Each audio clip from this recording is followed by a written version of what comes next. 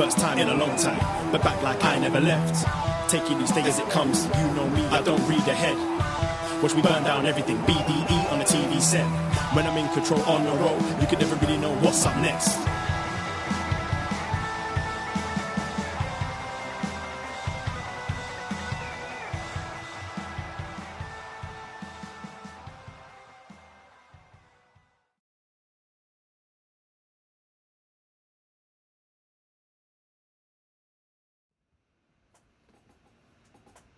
Hello. Hello, hello, hello. Braden Harrington here with Davey Portman for upNXT, postwrestling.com, Apple Podcasts.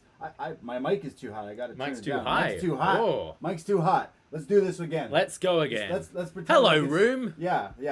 Hello. Hello, hello, hello. Braden Harrington here with Davey Portman for upNXT, postwrestling.com, Apple Podcasts, Spotify, Stitcher, wherever you get your podcasts, and of course, Live every Wednesday night, twitch.tv/upNXT podcast. Hello, Twitch room. yes, hello. Twitch is the place to be lately. Oh, yeah. For us, we hang out on Twitch. We record most of our shows. We go live after NXT every Wednesday night. We're your NXT friends. We'll always be your NXT friends. But Thursdays, we've been going live on Twitch for BD Elite. Oh, yeah. Where we talk all about Dynamite. And tonight's NXT was Dynamite. Oh, yeah. Yeah, we do go live every Thursday with our Dynamite review, and it's an opportunity to talk to our patrons as well. So if you are a patron of upNXT, we go live 1 p.m. Eastern Time, and we open the Zoom room up for anyone who wants to call in. And it doesn't have to be about Dynamite. You can call in about AEW or any other wrestling news you'd like to talk about. So, yeah, would love to see some of you tomorrow. Yeah, definitely. Come hang out and join us in the Twitch rooms, including watch-alongs. We did a watch-along for Elimination Chamber last Sunday, and then a post-show up on the Patreon there. So join us for these watch-alongs and post-shows. We seem to enjoy doing them. We did one for TakeOver, doing for Elimination Chamber. We're going to be doing one for Revolution. Oh, yes. So come hang out and watch Extreme Barbed Wire stuff, because that's going to be wild. It's crazy. 2021 is nuts. You got Daft Punk breaking up. Mm-hmm. You got Bobby Shmurda being freed. You got Obama and Springsteen doing a podcast together. Okay. Will Tiger Woods ever golf again? And the Big Show is all elite. He is, yeah. Crazy. What a time. Big Show, I guess we're starting with that today. Yeah, Big Show, someone I thought would just be a WWE lifer. Kind of thought he'd retired, sort of. Quietly, kind of. Yeah, gone to All Elite Wrestling. He's gonna be commentary on, like, Dark. Oh, what? It feels like. He's not Wrestling Shack? And wait, what? well, it's gonna be a wrestling contract as well. So, okay. Yeah. The Giant is all elite. Captain Insano is all elite. What are your thoughts? Yeah, it's interesting. Very interesting. I can't say I'm excited for so far the wrestling. I think he's kind of past wrestling, so commentary is a good vibe. But I don't really care about the Cody Shaq stuff, so I most definitely would rather just go to Big Show Shaq, the match we never got. I mean, you look back, and I think that was meant to be in, if I'm right, I think it was meant to be WrestleMania 33. I think the plan was, because they set it up in the Battle Royal the year before, where Shaq and Big Show had a bit of a square off, and that was at 32. So I think the plan was for the next year for those two to have a match, and you saw Big Show get in absolutely crazy shape, best shape of his life. Yeah. For this match that ended up not happening, and we don't know, was that WWE was cold on it, Shaq was cold on it, whatever. And yeah, apparently Big Show recently kind of pitching a few ideas he had, because he wants to be used a bit more, and was shut down, so he took his ball. He's like, hey Vince, I want that AEW rub on my contract there. You know, I'm in talks, and he goes, nah, you're not in talks. And then now he's there. I'm not interested so much in the wrestling, but I think he can bring a lot of. He's a name value instantly. What are they going to call him? The Giant? Paul White. Paul White, I imagine. I reckon maybe the Giant Paul White, something like that. But the large event. The large event, yes. What's the large event doing here in Daly Place? Oh my, where? So that's the main thing. They the need large to event. get some kind of rip-off theme. As long as it sounds like Big Show is singing it, that's so. It's the large event. Exactly. The great I night. don't have a problem with him there. I think AEW for the most part have been using their legends pretty well. So I think if he can be on commentary and add like a fresh voice, and eventually you can always do that thing where you've got a heel picking on one of the other commentators and Big Show just stands up and defends him and that's the match.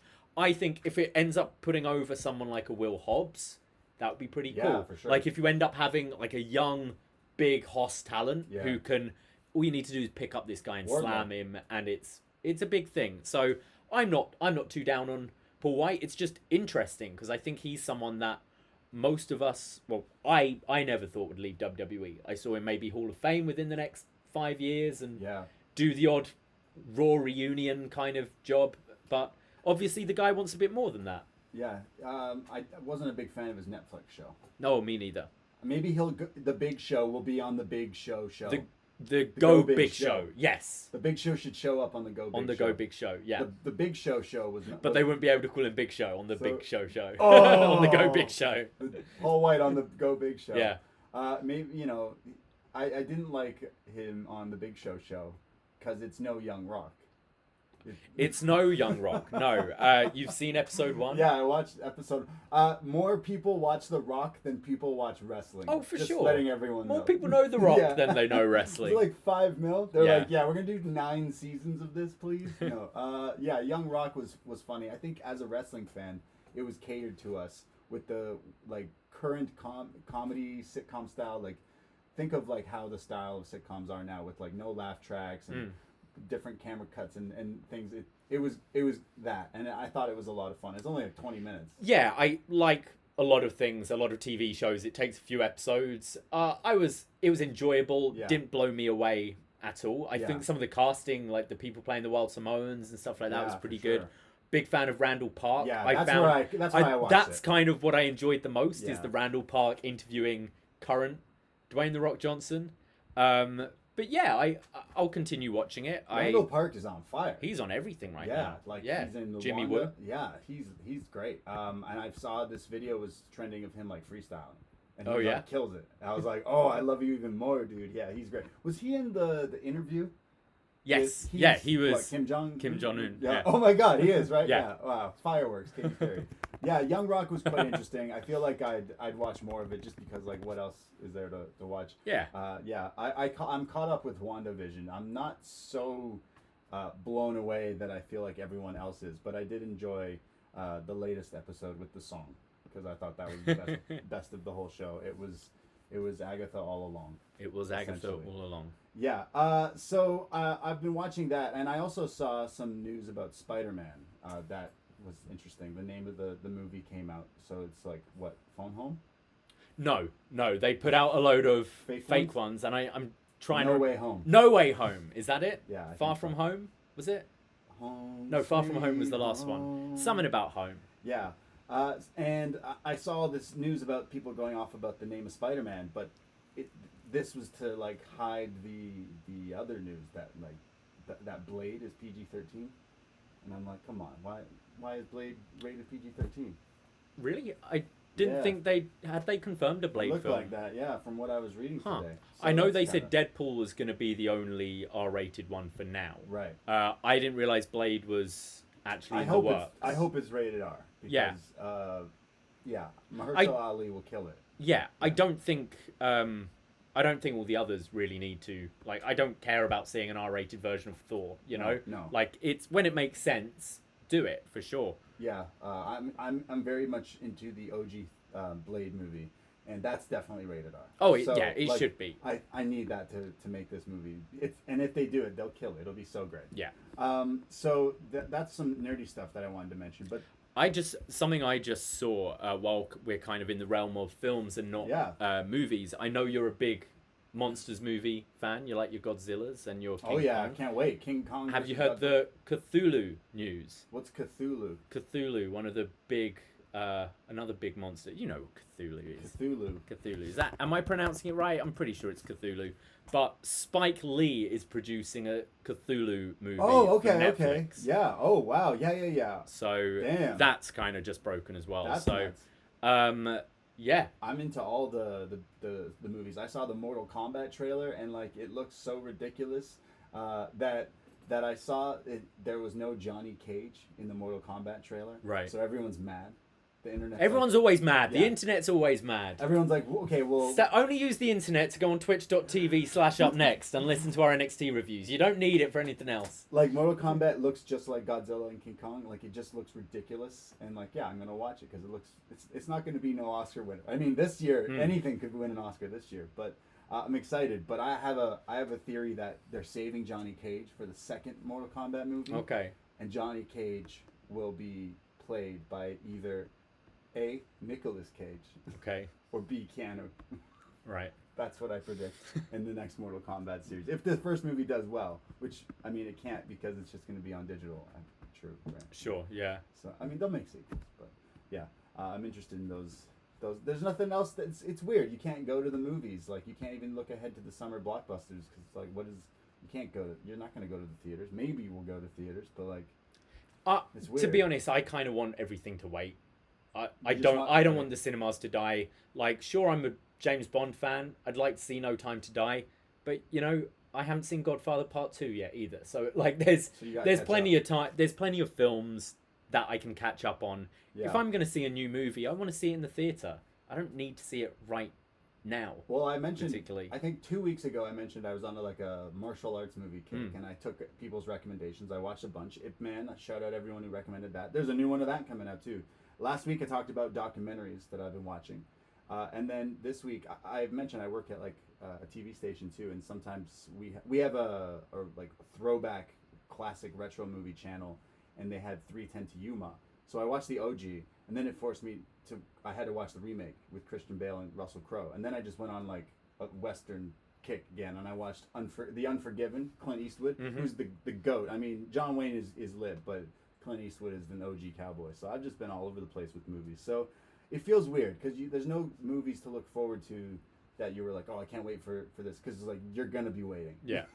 We are waiting. When you say, oh, I can't wait for this Marvel, I can't wait for Blade. I haven't bothered watching trailers. I'm like, what's the point? Why am I watching a trailer for something coming out in 5 years' time? Well, perhaps? no, I'm watching trailers for movies that are coming out, like the Godzilla and Mortal Kombat and stuff. Like, but yeah, like Spider-Man and all that, Batman's and stuff is like next year. It's like new Bond trailer. It's like I just want the movie. Just give me the movie. Yeah. I'll be really happy. But I can wait for big movies like that. For sure. Yeah, me too. Yeah. So that's some movie talk, but there's some other talk that's going on. We are an NXT podcast, and we talk all about like NXT, the quote-unquote developmental brand, which is not really that to us. But there's some news with like them with their shows on the network. Obviously, Peacock, that huge deal that's coming up here. And hey, we didn't even mention NXT is now available in Canada. Yeah, we watched it by perfectly normal means today. Yeah, thanks, Edge. Wink. Wink to Edge. Thank you, Edge. We watched it on cable. We're millennials. We are 30 years old. We don't have cable. Don't kid us. But joking. Yeah, NXT's in Canada now. You can watch it. Fucking love that Sportsnet, me. The Score, yeah. Oh, sorry, The Score. Is it The Score? Sportsnet 360. Yeah, it used to be The Score. Yeah. That's so NXT's in Canada. But if you have Peacock, NXT. If you have Peacock or the WWE Network, you could be watching such great shows like Evolve. Great shows like Progress. Right? Just fantastic quality content. From the WWE. You could, if you choose to watch those things. You could also watch like all the network specials. You could be watching Elimination Chamber. I know Fastlane's going to be the first like big... Are you working for Peacock? Yeah. Like, what's going on? I'm just noticing there's so much... Guys, you used to pay $60 for WrestleMania, but this year... Just for $5.99 on the Peacock Net. What's going on? What are we doing? No, just... You auditioning for something and you haven't told me? No, it's just interesting that there's so much... Like, I listened to John Cena, Shot in the Dark, and you should listen to it as well if you want to get caught up. There's so many shows. AEW's talking about how the Big Show's commentary for their new show. Yeah. And then there's a new TNT show coming. There's just so much wrestling that like it consumes you. Yeah. That no one out there can watch all of this stuff. So, but NXT and WWE like seem to be doing this Evolve thing and the NXT UK with the Progress thing, and like there's so many shows now under the WWE umbrella because of this like deal, and it's crazy. And then if you thought, well, it's okay, there's still like the indies, there's other places.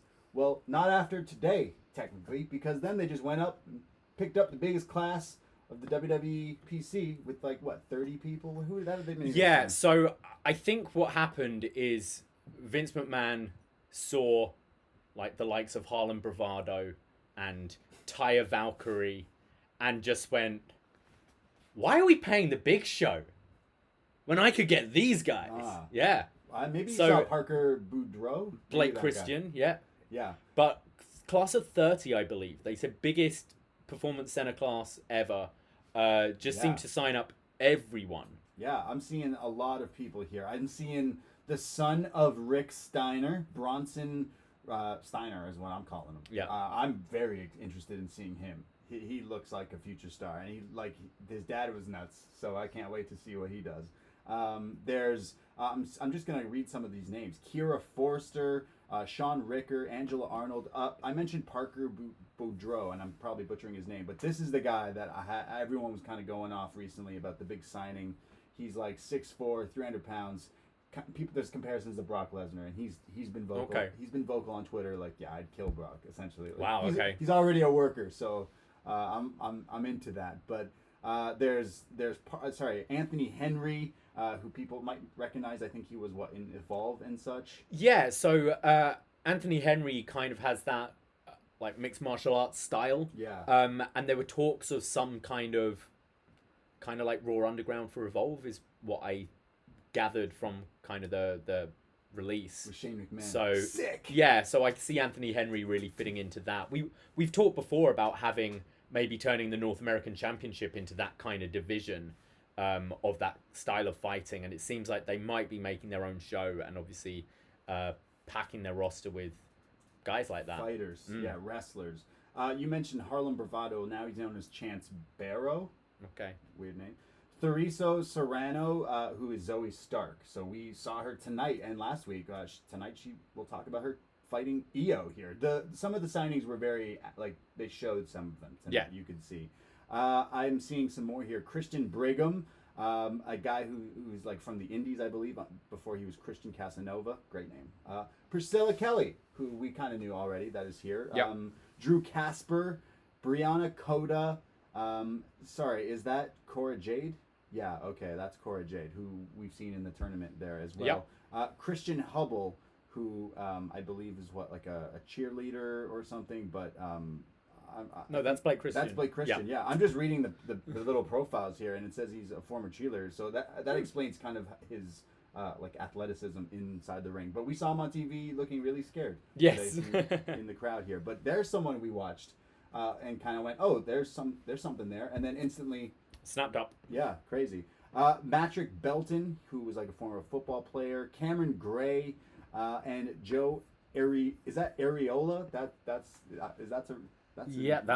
her name. yeah, or his name, and Taylor Grotto and Carissa Rivera. So a bunch of like indie people from all different likes, and they're all officially now at the PC. So yeah, one of those I kind of going through them fast, but one of them is Taya Valkyrie from like Lucha and Impact and all there. So Mrs. Morrison. Yes. So I thought she'd go to the main roster, but Yeah, I thought she'd go straight to the main, but maybe they have ideas and plans for her. She's someone I see being on TV very quickly.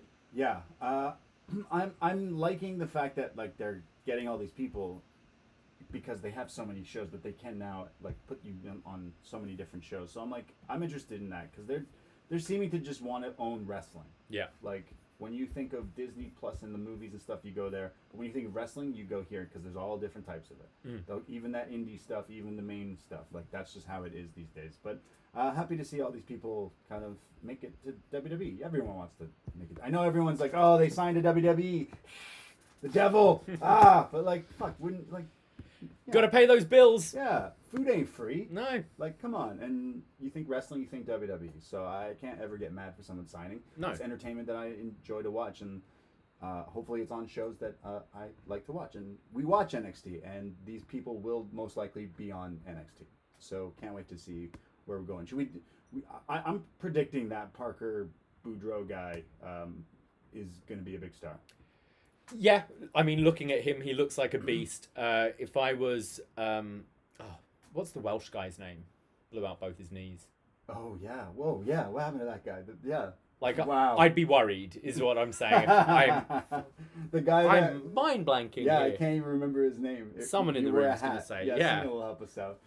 Ridge Holland, that's it. Fridge Holland. Fridge Holland. Yeah. Like, I'd be a bit worried, maybe, if I was a Fridge Holland, and you see a guy like this coming in. Anthony Henry, someone I enjoyed when I watched Evolve. I enjoyed his work. Yeah. Someone I'd like to see more of. Definitely kind of will have some great matches with people like Kushida and Kyle if he's allowed to. I'm interested in Priscilla Kelly, who's now going by Gigi Dolan. Yeah, I mean, we've kind of seen her and Cora Jade already. I think there's enough maybe in the women's division right now, so have them in the PC for a little bit and do a few enhancement talent matches here and there. But in 6 months, when you need to freshen up a bit and maybe we've lost people to the main roster, I think they're pretty much ready to step right in. And that Christian Blake guy, I'm reading Christian Hubble, so I'm not sure what the name he's going to be going down. But Blake Christian, I think he's an interesting guy as well. Just from some of the stuff you showed me from Impact, I was like, oh. Yeah, we'll fit in nicely with the cruiserweights there. Yeah, absolutely. So interested. These are some of the stars that we'll probably be talking about, and then years later we'll be the call-ups we'll be talking about, and we'll be pouring ones out for all of these guys as well. Leave the memories alone. Oh yeah. So any other news before we kind of jump into? Just one final little quick thing that I know you'll find interesting. All right. We all know my favorite wrestler here at upNXT, or former wrestler, Midian. Oh, okay. And Midian is entering a favorite chef contest. He's an American chef now. What? And he's entering a cooking contest. Like Master Chef? Yeah. Something like that? So everyone go vote for Midian. favechef.com. And hopefully if he wins, we can get him on the show. Wow, shout out Midian. Yeah. Wow, everyone go do that. Yeah. For Midian. I want to get Midian on this show. We need more guests here. We need more guests. And I think, who's better than Midian to break down 2013 NXT with us on What's Next? I mean, look, Justin Credible followed us. He did, yeah. Today, so you know he's gonna want to get. Maybe he'll be getting into the chef action. Maybe. I want to be watching this. This should be a show. This should be like all these former wrestlers now trying out to be chefs. I like it. Who else would you put in that? There was never a chef gimmick in WWE, was there? We kind of had Tegan and Candice as the bakers, sort of. Didn't they like baking? Yeah, but it wasn't their like thing. Yeah, there was never ever like a chef. It's like the Swedish chef. Not that I can think of, no. But yeah. Before we have gone long today at the beginning, but before we get into NXT, let's just promote some things we've got coming up this week. As we've already mentioned, BD Elite tomorrow at 1 p.m. Eastern Time. Then on Friday, we're going to be joined by World Champion Chris Elliott for a new episode of Up Yours on the Patreon, where we're talking all about Louis Theroux's Weird Weekends, the wrestling episode. Louis Theroux going to the power plant in 1999 WCW. Very fun chat with Chris there. This was great. I honestly recommend anyone checking this out.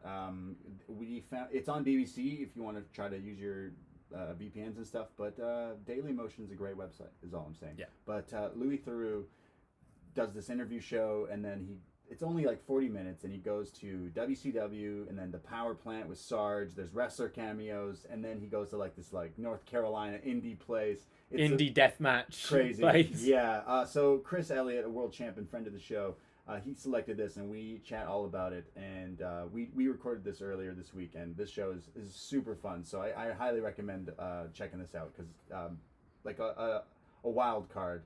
A black horse, if you will, because we were like, whoa, what is this pick? And it's amazing. And then I've seen like John and Way have talked about it. I think some of the Grapple guys maybe have talked about it. Martin Bushby's definitely talked about it. And we talked to him as well last week on the Patreon. That's included because the PWG show we did, best match ever. A lot of people messaging us saying they love that show. So shout out Martin Bushby from BWE, but Post Wrestling and the Wrestling Adventure with Andrew Thompson. Yeah. So we did a PWG show, best match ever, and that was so much fun chatting all about the PWG stuff. And again, those are so many wrestlers that have gone through PWG and now come through like WWE or AEW and stuff. That was wild.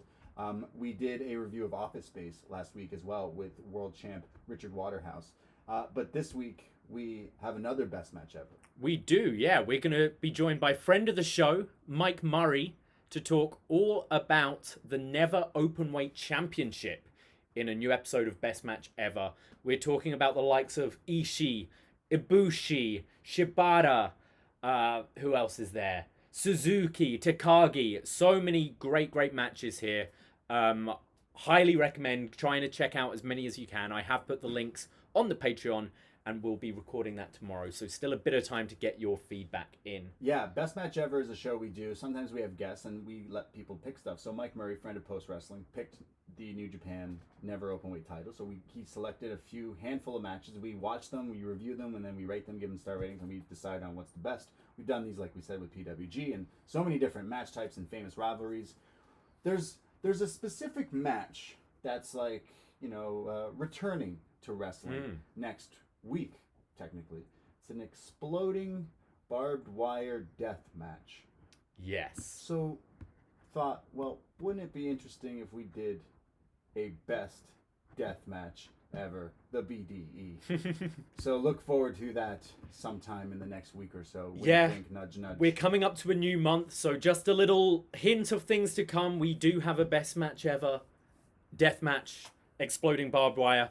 We're having a load of up yours next month. We're going to be looking at Into the Spider-Verse, the animated Spider-Man film. We're going to be looking at NXT TakeOver London, and we're going to do a St. Patrick's Day special with a review of Leprechaun. All of this to come next month on the Patreon.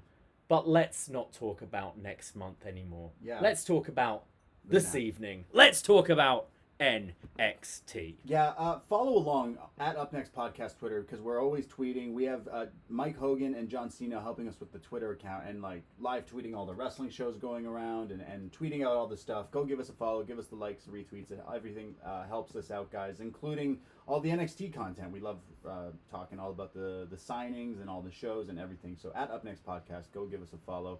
But yes, NXT time. NXT from February 24th, 2021. And we start off with the North American champion, Johnny Gargano, going one-on-one. Are you ready? Mm-hmm. Against Dexter Lumis. Yeah, let's go. Yeah. So, Johnny and The Way at TakeOver, they did this, like, prep, and then that's when Dexter chloroformed and kidnapped Theory. Yeah. So they're doing this backstage thing again, and they got this new thing where they go, "That's the way, I like it," and then Austin Theory says, "Ooh, that should be a song," and they all look at him like, "Stupid idiot." So they come out, they do their high five pose, and again Theory's like, "Oh, I wish I had someone else to high five on this side." Again, foreshadowing here. Lumis is slapping Johnny around. He loves a good slap, this Dexter Lumis. He slaps him and gets him on the outside and does a kip up and not selling Johnny here.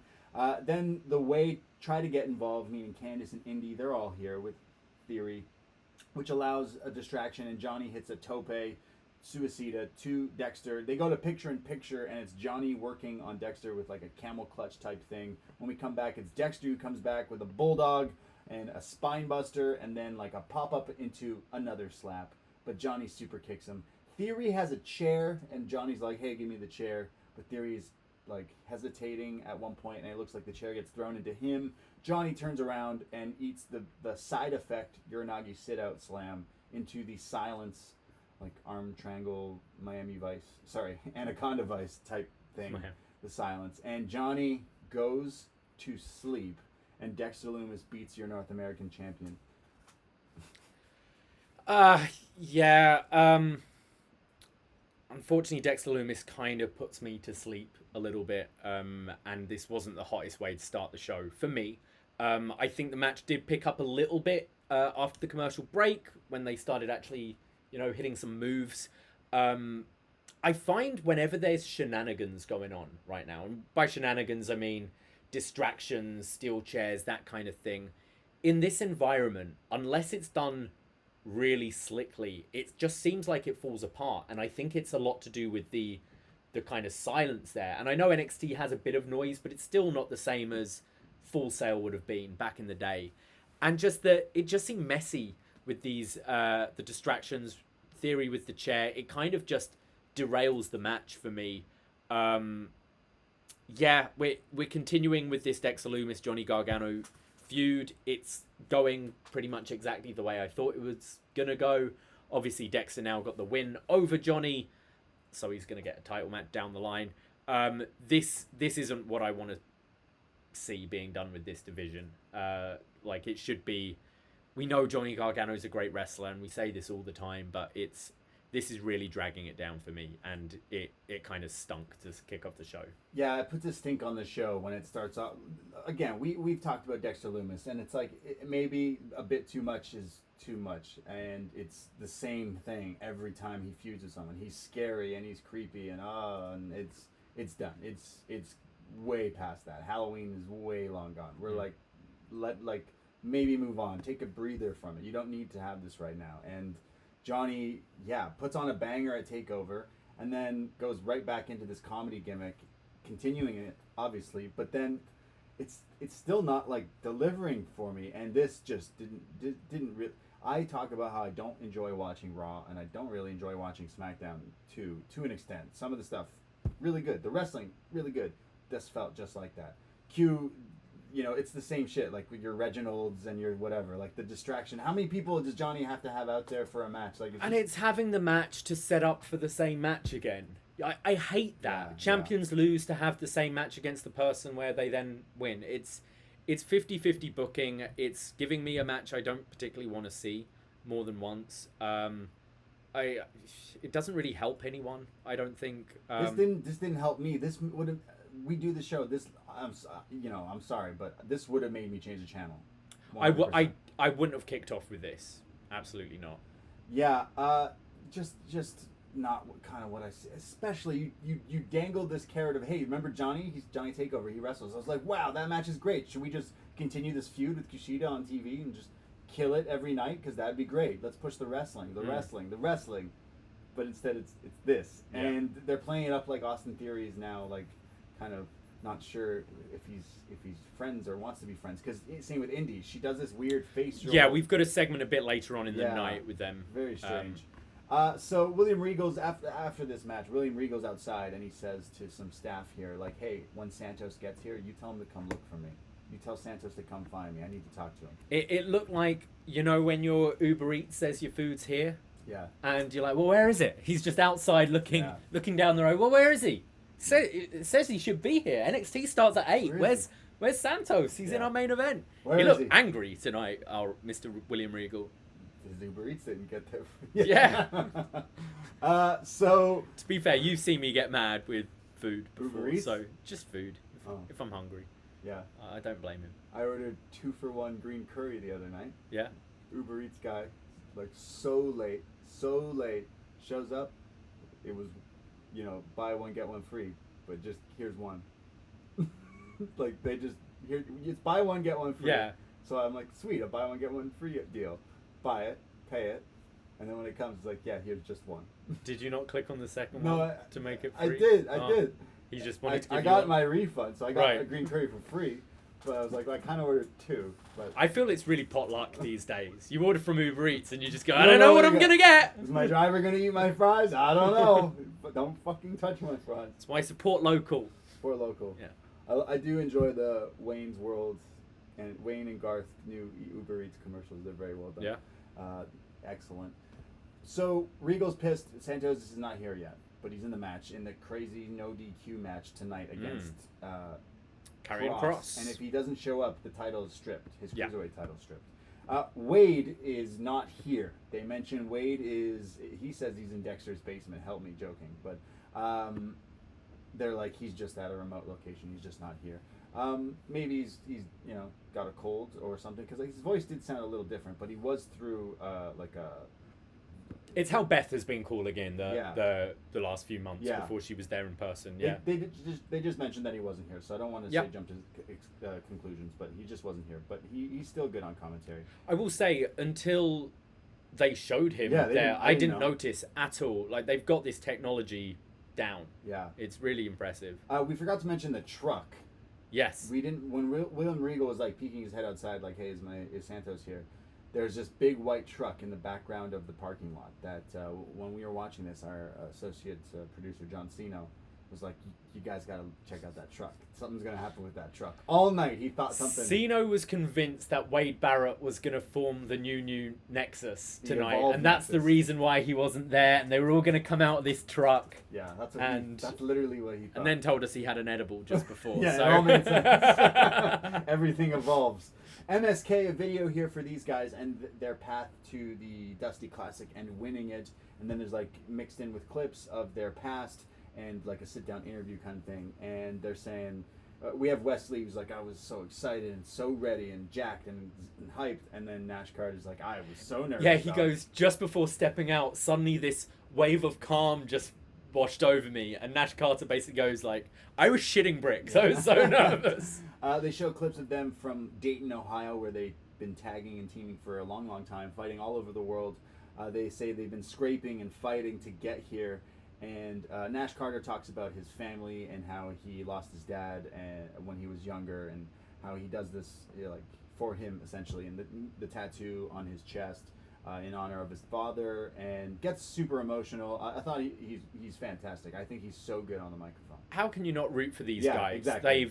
They've had 3 matches on NXT so far, Yeah. and have killed it every time. Had so far a match of the year contender, I'd say, at Takeover, and now they're showing off their personality last week with the popcorn in the women's tag segment, and then just this video making them so human and relatable. And I thought they both sounded great. They ooze charisma. I say MSK is the best thing WWE might be doing right now. I think they've got Properly, it so right with them, and these guys are going to be stars, and I think really light a fire under the tag division's arse in NXT as well. We would hope so, considering what happens to them a little bit later. But and Nash Carter wearing this like John Cena T-shirt, but it's like one of those like purposely bootlegged like what is the hip hop album? It's style? what you buy. I've got it's the ones that they sell outside the arenas, right? The Yeah. fake ones that they go, "Do you want a John Cena shirt?" I love it. It's great. It was great. So they say everyone who's in our way, we gonna serve them until it's MSK all night, all day. We get a Burger King profile. Yeah, you heard me. Burger King profile on Shotzi Blackheart. So much Burger King tonight. This was the start of the burger. I wish we should just call the show Burger King, Burger King. because you have it your way. We didn't quite get it our way this episode of No. NXT, but Shotzi, just clips of Shotzi. Yep. And they're like, "Hey, Burger King play of the day," or whatever. You think Shotzi orders a Whopper or nuggets? Oh, I can see her Angry nuggets. Whopper. I can see her Or like ordering. the spicy nuggets. I can see her having Yeah. a lot of nuggets. I feel like she's the type who gets like the 10 or 20 nuggets. Yeah. That'd be something. Yeah. Well, I do like the Whopper though. The Whopper's pretty good. Haven't had Burger King for so long. We don't really have them here. There's like Spadina- 2 or 3 Spadina, in Toronto. isn't yeah. it? They've kind of disappeared. But They're sketchy. coming back, though. Sketchy Burger They're King. coming I'll back still do it. Yeah. they're sponsoring NXT now. so- XL bacon double cheese. That's what I go for. Wow. Yeah. What about the Kingfish? No. You know Kingfish? No. I don't think anyone orders the Kingfish. I don't think anyone ever has ordered the Kingfish. Filet of fish, sure, of course, everybody goes for that once in a while. But the Kingfish, no, not a fan. We see MSK backstage now, and they're about to cut another promo, but they are instantly attacked by the grizzled young veterans. They're beat up, and it looks like they take a chair, wedge Wes's hand in between it, and then stomp down on it. And he's screaming, "My hand, my hand." He's screaming, and they walk off. So it seems like MSK is taken out of action. So what do we... They later say that his hand is broken. Yes, I'm happy with this angle. If we're going to get another MSK grizzled young vets match down the line. I can see these two feuding for quite a while, and I think they're the sort of fresh faces in the division, so it makes sense to continue it. Yeah, but they have a title match, so I guess they're not going to win. They're hurt. They're hurt, Can they go against the odds and win? Yeah, we'll see. Yeah. We have our next match, which is Tyler Rust and Malcolm Bivens. They come down to the ring, and it shows a little early on tonight where it's Malcolm Bivens in like a training room with Leon Ruff. This was quite funny. So Leon Ruff is being checked on by a trainer, and as soon as the trainer leaves, Malcolm Bivens has been hiding behind like one of the beds and just pops up wearing a black hoodie, pulls his hood off. He's smiling, grinning from ear to ear as he comes over to manipulate Ruff into a match. Yeah, so he's like, hey, all about diamonds and rust. They love to make puns about rust. I'm surprised Tyler Rust doesn't wear that AJ Styles Rust shirt. I never rust. No, never so rest, he wouldn't, never rust. He would never, because he would. Tyler Rust is Rust. Yeah, he is Rust. Yeah. Tyler Rust is, he's a strange one to me. He looks like he doesn't belong here or something. I know what you mean. There is something about his look. Hercules. That feels off, and I don't know if it's his gear. It's how he has his hair, and I like both of us. We're about the wrestling at the end of the day, but and he's a good wrestler. But we know also in WWE there is a bit of that kind of star thing about you. There's nothing that really stands out from a look wise, and there is something a bit off. But I think he's a good wrestler. Just something about the look is. No, I agree. I agree. So he's going up against Leon Ruff here, but Malcolm has the microphone. Bivens here. And says success is taking advantage of every opportunity, like Leon Ruff. And I think of Leon Ruff as a son I didn't have and never wanted. There's a diamond in the rust, essentially, again, he says it. And as Leon Ruff makes his entrance here, he's attacked, but not by Rust or Bivens, but by Swerve. Yeah. So continuing this feud here, we're definitely seeing this other side of Isaiah Scott, who just beats the hell out of Leon Ruff and is like, kind of like, sorry. I thought what was also a bit strange about the presentation, I like Bivens a lot. I think Bivens just sounds so good. He's such a good character. The Rust kind of like skipping in the background like Brock Lesnar does. You know, that's what I mean. It's the image. You see a guy in a suit talking on a mic, and you see the guy behind him looking mean and jumping around. The image is always Brock Lesnar, Paul Heyman, right? But here, Rust it looked like he was doing an impression of it. He was kind of smirking. It just felt off. It did feel a bit weird. It just doesn't fit what, I don't know. Like, I think I said it, I think I'm repeating myself, but Bivens had Into Sheer, and it was like, okay, that's a little weird, but interesting. Okay, you figure like maybe he's a tag team leader, but okay, sure, let's do it. Let's go for it. That's pulled the carpet out of it. So they're like, all right, like that's over with. Then he goes to this guy, and I feel like there's still maybe some stepping stones to find the right person or group or multiple people. Yeah, I do feel it's more about Bivens right now. Yeah, that's what I mean. He's the star of this act, yes. And even the way he's getting the matches, you see it as the way I'm reading this, and it's weird because WWE never really goes into, they don't use money as a storyline. They don't do a whole, you win the match, you get money, you get booked for the match. But that's how it feels like Bivens is doing it. He's manipulating other wrestlers to get Tyler Rust a payday, which therefore gets him a payday. Right. And that's why he's kind of like he's okay about the losses. He's like, it's all right, we'll pick up again, because the next week he's going to convince Leon Ruff to have a match, and then next week it will be Bronson Reed last week, and it's just to get paydays for him. I see. Or did he do that tonight, and he's the guy who maybe made Swerve do that, or maybe now he's got Swerve in his sights. Maybe, like, hey, yeah. Like, hey, I saw what you did out there.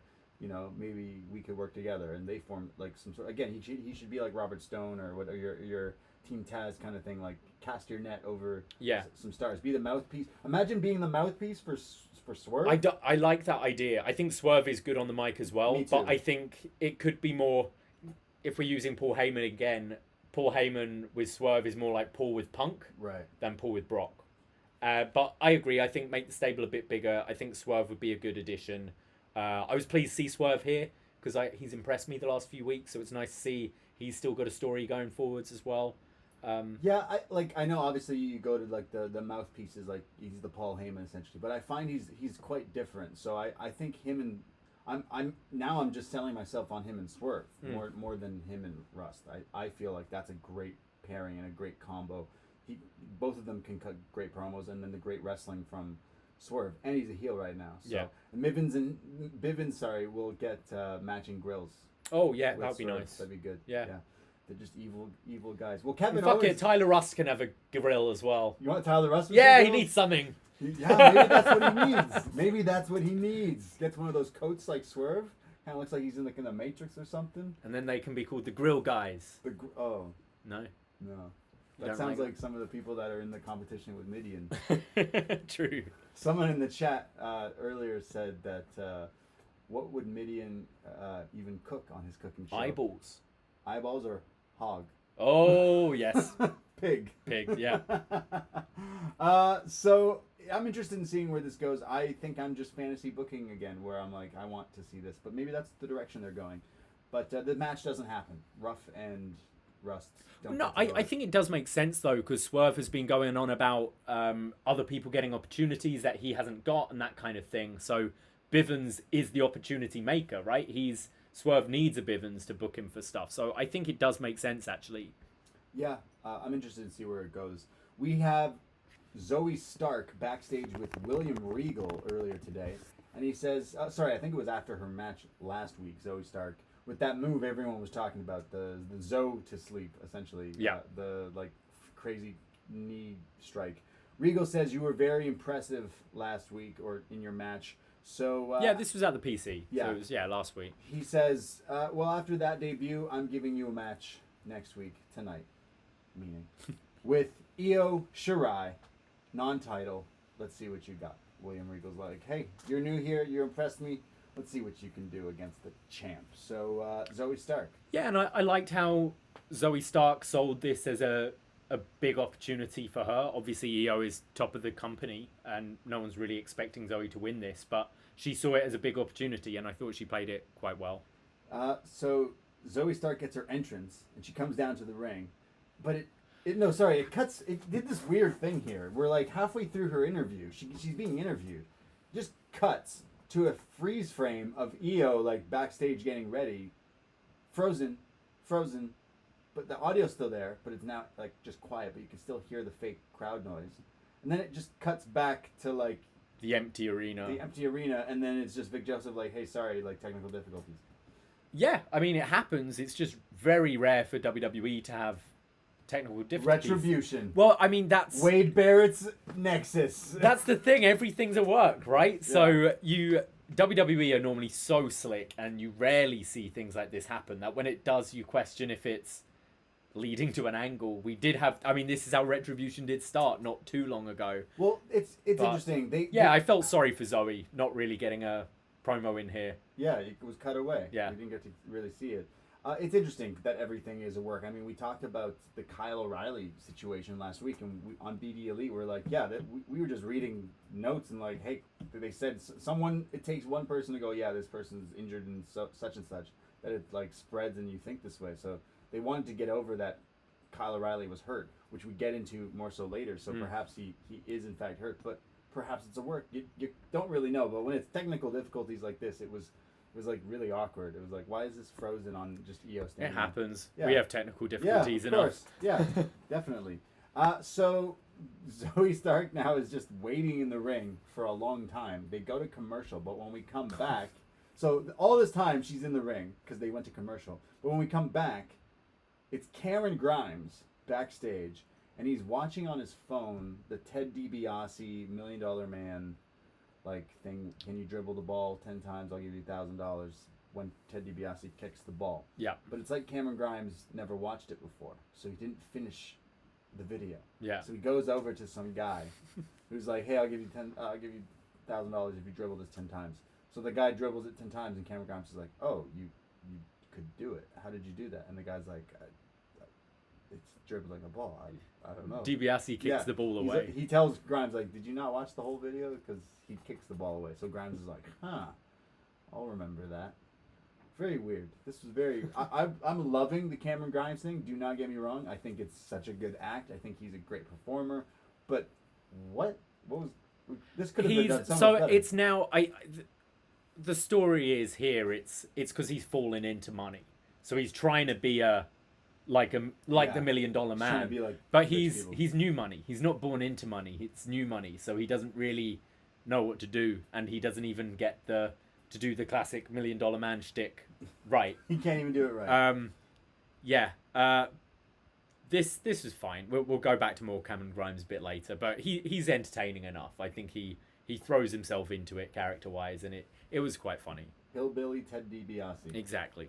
We get information here that Kyle O'Reilly is out 4 to 6 weeks from. They don't really quite explain why, but I mean he was taken out from Adam Cole last week with the brain buster to the steps. Yes. So you can just kind of be like, he needs some R&R, some KOR. So Kyle's out. So this whole time, Zoe Stark is chilling in the ring. Look, so when we're watching this show, we often have our dinner as well during it. We're taking notes. We're sometimes putting out a tweet promoting the Twitch or whatever. So sometimes you look down for a second and you miss something. Right. Here, we both look at each other and go, did that match happen? Did we miss Io Shirai, Zoe Starks? Because we miss it? we've had 3 segments since Zoe made her entrance. Yeah. Very strange. Poor girl. Yeah. It's like, we're going to cut your interview away from you, and now you're just going to stand in the ring while Cameron Grimes pretends to be Ted DiBiase. It's a thing in wrestling. You ever go to like shows and you see them just hanging out? Just wait. Always waiting, yeah. It's very odd. Well, Io Shirai gets an entrance too. The champ, the women's champ here in NXT. Io Shirai versus Zoe Stark. Io early on keeps countering Stark's move and then lands on her feet but kind of slips up and then puts Stark in an abdominal stretch. There's the knees in the corner and goes for the 619, but Stark gets out of it and super kicks Io like to the outside. Back in the ring, Stark runs into Io's knees for a near fall. There's then a commercial break, but when we come back, there's more like transitions and Io like hits this crossbody, but then it's Stark who gets out of that, goes up top for a 450, but Io moves out of the way of that, so Stark like rolls through into like Io hitting another crossbody. It was some pretty fast back and forth. There is eventually the 619, the Tiger feint kick from Io Shirai, the Shote facebuster palm strike, and then an awesome like Hurricane Rana off the top, avalanche there, Frankensteiner off the top from Io there. Then the Tiger lift into the backbreaker, like welcome to Chicago, but welcome to Tokyo. Then it's only a 2 count, and this is where Stark comes back with a German suplex, like out of desperation, but not enough to pin Io, who knocks her down again, goes up top, and hits the moonsault. Io Shirai pins Stark, and right after the match, helps her up, shakes her hand, and is kind of like, hey, you got something there. There is something else that happens, but kind of before that, what do you think of the match? I thought it was all right. I think I like matches like this where you have someone come up against someone we all know way above her. This is Io Shirai, who's been champion forever. None of us think Zoe Stark's going to win, and it didn't hurt her at all in loss. She showed off. She's got some impressive kind of big moves. There was a bit of clunkiness here and there. Like, she does still feel a bit green. But I think it's always special when Io Shirai wrestles. I think she's such a star. And I thought the match was all right. Yeah, this help. This is what you need to do to new stars. It's like, hey, you're brand new here. You kind of impressed everyone last week with that move. It was all over like Twitter, like, oh, what was this? Go to sleep here from Zoe Stark. And then right away, it's like, hey, face the champ and like see what we all know she wasn't going to beat Io Shirai, but we wanted to see what she could bring, and she definitely showed some awesome stuff. So I can't wait to see more of her. Instantly makes you something here. Now we know who you are. Yeah. You definitely know who you are. So it's like, yeah, going forward, there's definitely slots for Stark here. Yeah, I thought this was fun. After the match, though, like I said, Io helping her up, but Toni Storm comes out on the ramp and says, Io, look at you fighting whoever you want. At TakeOver, you pinned Mercedes, but you didn't pin me. You can't beat me and you're scared. how's your face doing after I kicked you the last week? And Io's like so upset. Grabs a microphone and says, I'll fight you any place, anytime. And this is basically Tony's plan, like goading her in here, like, all right, really? Because I think you're scared. So it looks like we're getting Io Shirai versus Toni Storm. They announced just after this in 2 weeks. Yeah. So for the title. I haven't been a big fan of Toni on the mic, but I thought she sounded pretty good here. It was straight to the point. I like when heels are kind of justified with their logic. She's like, hey, you pinned Mercedes because you know you can't beat me. I've beaten you before and you're scared. And it's heel logic, but it makes sense. And you go, yeah, Toni probably does have a gripe because she did win that tournament and then was shipped to NXT UK and kept away from Io. And during that time, Io won the championship and she hasn't got a one-on-one match against her. So I thought Toni sounded pretty good here. Pleased we're getting this match on TV and it's not on a kind of bigger scale like a takeover, but I thought these two worked well in the Mae Young Classic a few years ago, and they've both changed quite a bit character-wise, so I'm interested to see it again. Yeah, both of them have like grown up and evolved and such, so I'm interested in seeing the one-on-one. I kind of didn't, I wasn't a fan of that triple threat realistically, and I feel like a one-on-one is the better option. And between these two, yeah, they should kill it. Yeah, Toni needs to step up her game for me ring-wise, and if you're going to do it against anyone, Io Shirai is the one to do it against. So I'm hoping for a good match there. This is a dream match, part 2. Remember, years ago, we watched the first one. I said it was a dream match. The 2 favorites, Toni and Io. Yeah. Yeah, I'm excited. Good. Happy for you. Yeah. We have Cameron Grimes. Oh, sorry, not Cameron Grimes just yet. It's more goofballs. It's The Way. Yeah. The Way. Johnny's mad at Theory. He says, all you had to do was hit him with the chair. Why didn't you hit him with it? He goes, hey, Johnny, the chair, was it really necessary? He said, what do you mean? You should have just hit Dexter with the chair. Well, I think Dexter is misunderstood, says Austin Theory. And they're kind of like looking around like, what's wrong with this guy? What's going on? Clearly teasing that he has Stockholm Syndrome. He likes... He's fallen for Dexter, He's fallen for Dexter. They go, he's a psycho. You know he kidnaps people. He does this all the time. He's scary. He's a psycho. What's wrong with you? I feel like I'm taking crazy pills. Indy Hartwell says, well, I think Dexter's kind of hot. What the hell is going on here? What is happening? Not quite what is happening like Office Space. What's happening? More like, what is happening? So he mentions you have Stockholm Syndrome and gets mad, like Theory, but... I'm looking forward to the dates between Indy Hartwell and Dexter Lumis, where it's going to be them both at the table, Dexter not talking, Indy laughing at his jokes even though he sat there silently. Oh, you're such a good listener, Dexter. That kind of stuff. It's going to happen. Why are you know saying it's it? going to happen. So you know someone already listens and they're going to take that and they're going to do it now. But yeah, just more of this shit. Like I'm not into this at all. This Gargano character's gone on way too long, and Dexter as a character, fine. I just don't want him anywhere near any titles or any wrestlers I enjoy to watch wrestle. Unfortunately, I think he's got them like. Are they going like with not a possessed thing, but like under his spell of like you fallen for Theory and Indy both are like just starstruck by him now recently. So like what are they're gonna join him, or they want his affection, his love? They're gonna fight over it. Sure. It's so stupid. The whole thing's stupid. It's so this dumb. whole story's stupid. I don't have much more to add to it. Like Johnny's a champion here. He should just be having matches, like wrestling, because he's a champion. Yeah. He should just wrestling matches, because I like NXT wrestling. I like that. It's good. Yeah. I like that show.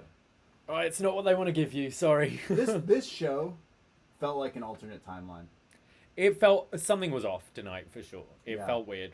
This show felt different. I don't know if it was produced by different people. I don't know what was going on. There was multiple times in the show eyebrow raise. Yeah, I agree. It did feel off from the kind of technical difficulties to that aside, but like the length of time Zoe Stark waiting for a match. Like, I know it sounds small, but it's just little things that just did feel off tonight, and Yeah. Yeah. Cameron Grimes is backstage, but it's daytime now. Yeah, again, another thing fell off tonight. Continuity. Yeah. Cameron Grimes with some people, some new of the signees here. I think this is Anriel Howard, who's a former women's basketball player. Here. Okay, cool. And she's sitting down, and he's like, "Hey, can you dribble?" Clearly, he's now watched the video. Yes. Ted DiBiase, and he's like, "Hey, can you dribble the ball?" And she's like, "Yeah." So she stands up, and she's way taller than him, so he's scared and he's shook, and she outballs him. He tries to play a little one-on-one. He tries to kick it out the way, and she goes through the legs and schools starts him. dribbling around him and does the 10. Yeah, and takes $1,000 from Cameron Grimes. Yeah. So he's not good at this. No. This $1 million man basketball thing. I would like to see Cameron Grimes just have a basketball gimmick for no reason. More on Cameron. We've got Harlem Bravado now. Does he do basketball? Doesn't he wear basketball jerseys or something? What Him were we and Cassius Ohno fucking love their basketball We jerseys. were just talking about basketball wrestling recently. What were we talking about? Shaq. We also talked about Human Tornado on the TWG. Yeah. He followed me this week too. Oh yeah. All the wrestlers are following me. All Yeah. the wrestlers that aren't wrestling anymore. I know you want Midian to follow you. I do, yeah. Gotta get him on the show. We go to our next match. It's, some would say, the grudge match of the evening. Casey Catanzaro versus Xayah Lee. Casey and Cayden, they're so upset with Xayah that she's become this new Xayah Lee lethal weapon that they tried to confront her, and now they get what they wanted, a match with Xayah. They stuck their nose in Xayah's business with Tian Sha. They gotta pay the price. They do. So They're in for a purge. the purge. Xayah Lee said next week it's a purge, and tonight we purge. Yeah. Xayah Lee comes out, the epic entrance with is it Mei Ying? Mei Ying. Mei Ying and Boa. Looking great. I love this entrance. So sick. So gangster. Xayah comes into the ring, stare down with Casey. The match starts. She goes after Casey, keeps avoiding all the kicks and stuff. Because we've seen Xayah Lee just finish matches with roundhouses lately and just win it, spinning roundhouse, that's it. But Casey's flying around. There's a head scissors.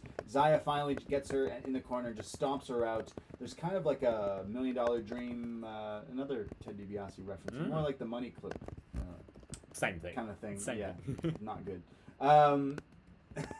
Vic Joseph on commentary, one of my favorite things he's ever said is, Casey Catanzaro needs to beat the friendship back into Xayah Lee. Yeah. What? Oh. She needs to beat the friendship back. You will be my friend! That's what he's saying. Essentially, yeah. Casey gets some offense in, hits the Miz-type clothesline in the corner here. Casey clearly a big fan of...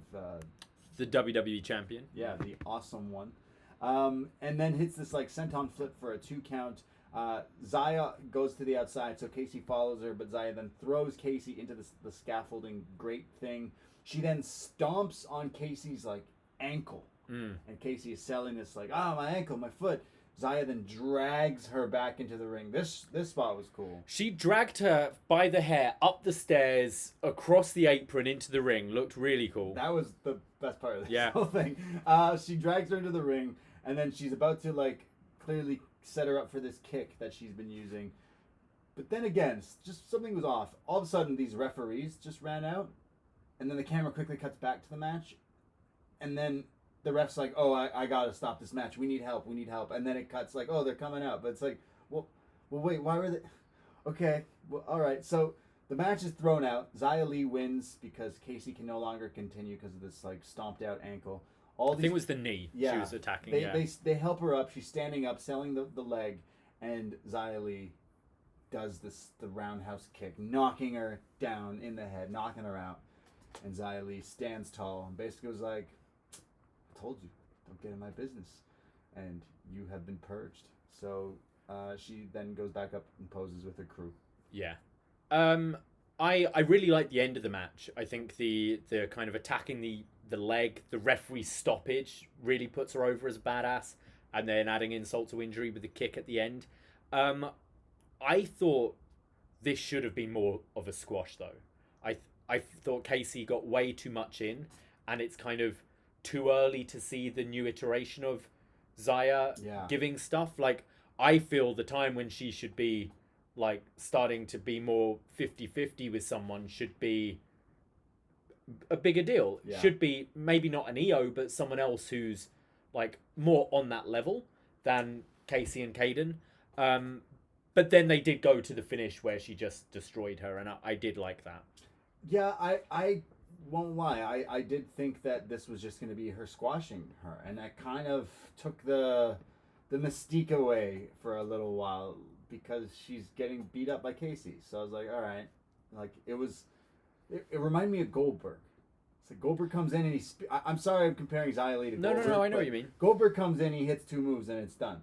Xayah Lee's been doing that. Yeah. Now all of a sudden Xayah Lee's like doing some other stuff, and you're like, and like no offense to Casey, but she's still kind of green in her own way, and it was kind of like, okay, well wait a second, what's happening? Why isn't Xayah Lee just killing her? I think for me that kind of shows where they're positioning Xayah Lee.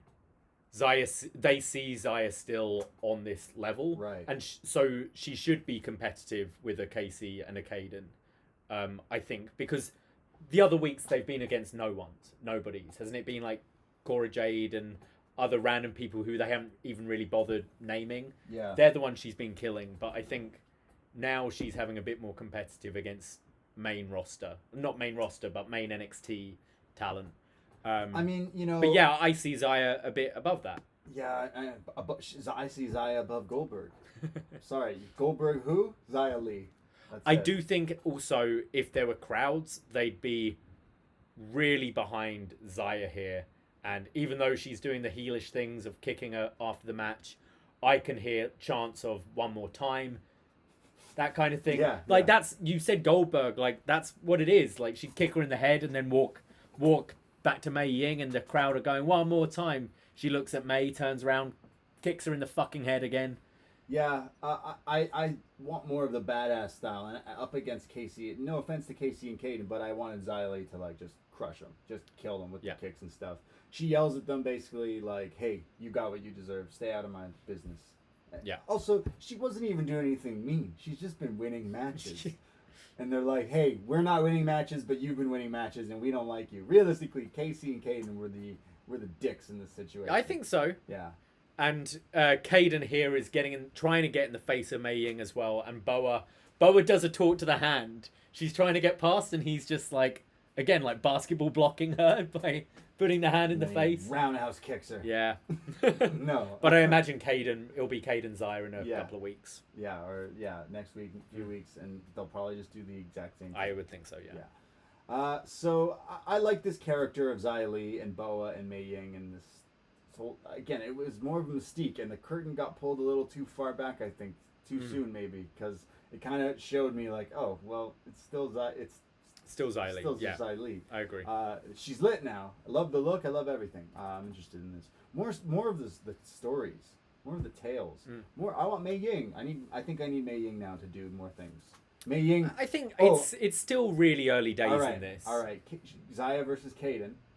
Casey comes out afterwards and like for the save. Therefore, it's 2-on-1. And Xayah's like, oh, like I could take these two. And Mei Ying cuts their heads off. With a sword. She stands up, and like that's a moment. And they're like, "Oh, like this scary lady standing up." Yeah. So that's what I want to see. Mei Ying, Raquel and Dakota Kai, a video for their title match next week. So it's kind of recapping the Dusty Classic Women's Tournament. Raquel and Dakota winning. The back and forth between the champions, WWE Women's Champions, Shayna Baszler and Nia Jax last week, in which we all kind of thought was a pretty good segment between the four of them. Then I watched Elimination Chamber with Nia and Shayna, greatest tag team.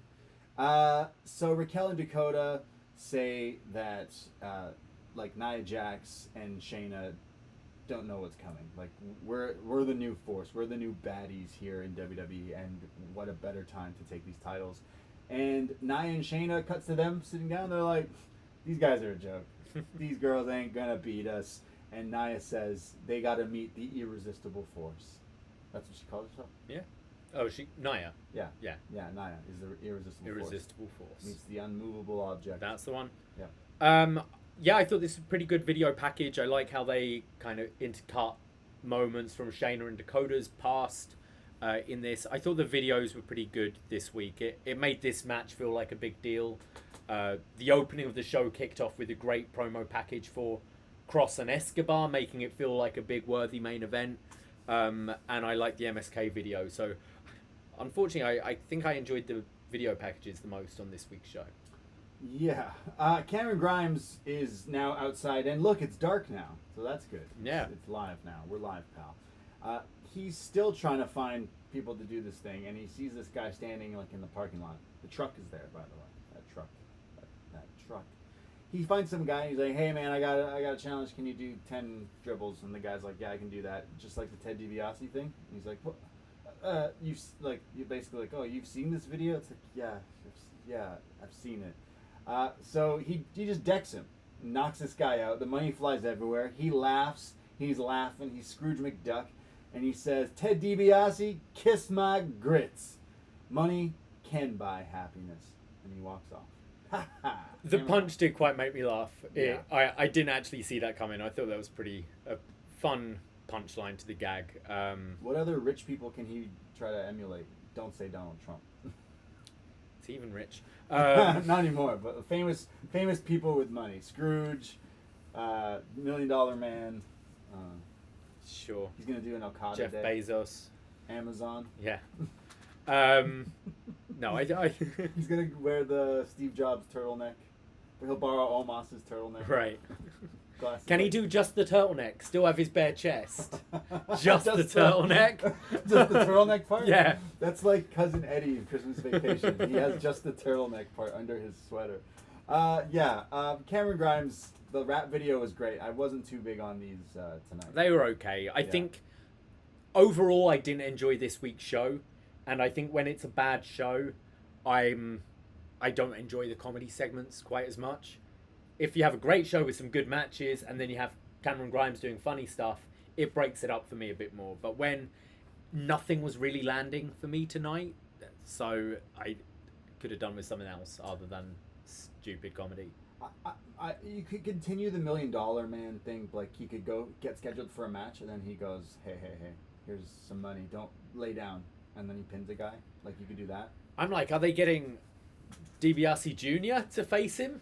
He hasn't wrestled for a while, but It's a new I don't know. It just he was calling out DiBiase a lot. DiBiase Jr. Yeah. I don't know if he's showing up and doing it. I think he just got in trouble for something. No, really? I'm not sure what. It's Really? wrestling. I don't want to. Yeah, who knows? But I'm pretty sure. I could be wrong. Get Cena on the case. He was in the news recently. Oh, okay.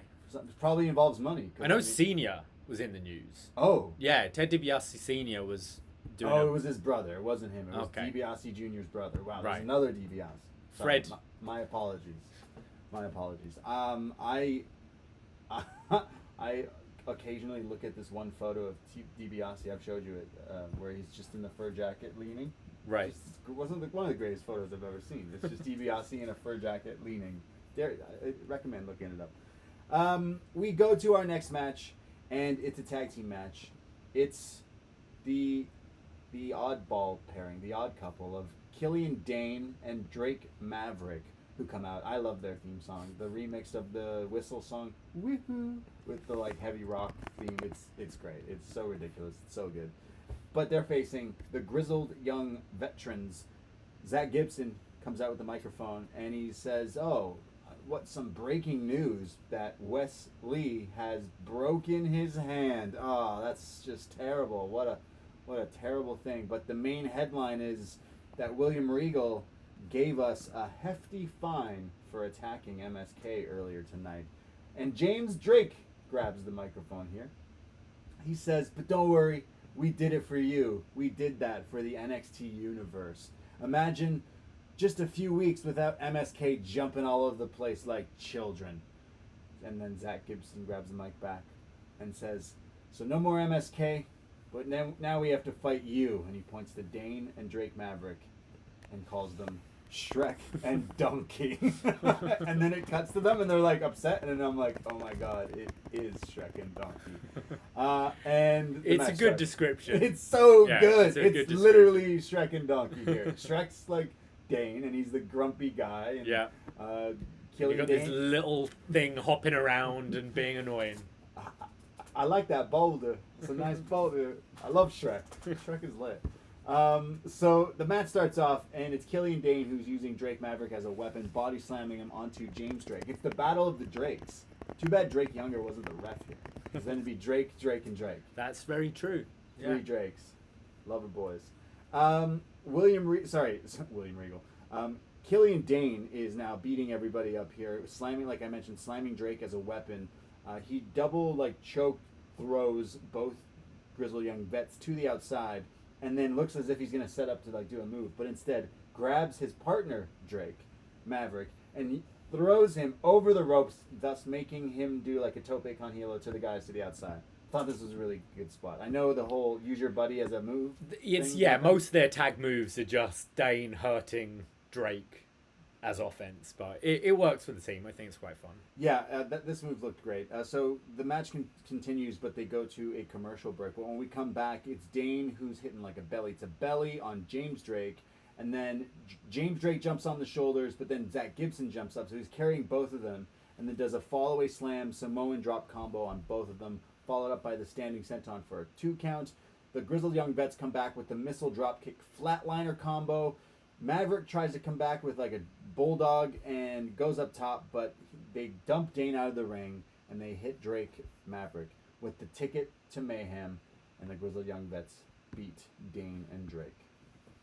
A pretty entertaining match. I think this is kind of how the tag division has felt now for the last year or so. I think they've got very talented teams there that can put on very good matches, but it just lacks that star power, I think. And it's starting to get it with Grizzled Young Vets and MSK.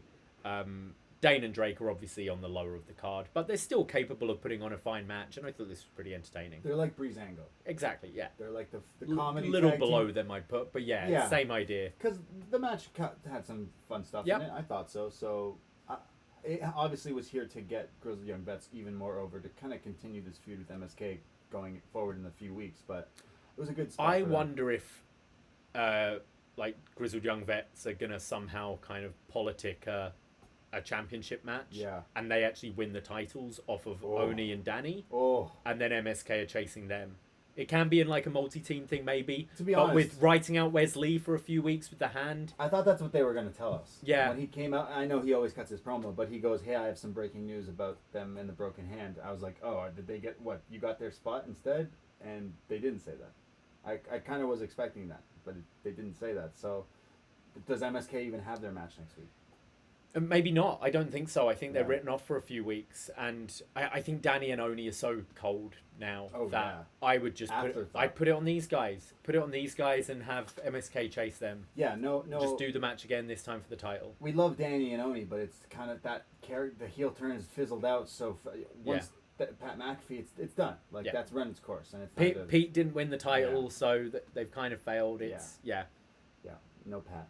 We see Santos Escobar shows up in an SUV. Once again, we see that truck. Santos shows up, and Legado del Fantasma, his 2 boys, basically act security here. They're standing outside of his car, just staying there, we're protecting this guy. And we go to commercial, but when we come back before this match, so meaning Santos is here to face Cross. When we come back, we see Dane in the back carrying Drake on his shoulders because he's hurt his buddy, walking through the back, and in the corner of your screen you see Imperium walk by. You see 1, 2, 3, just 3, I think. And Alexander Wolf turns into the room that Dane and Drake in and stares down with Drake and is kind of like, "Hey, funny seeing you here, kid."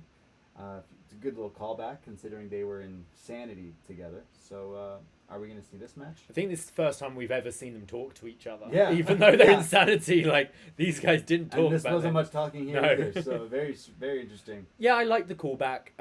Definitely hinting at Volta probably showing up.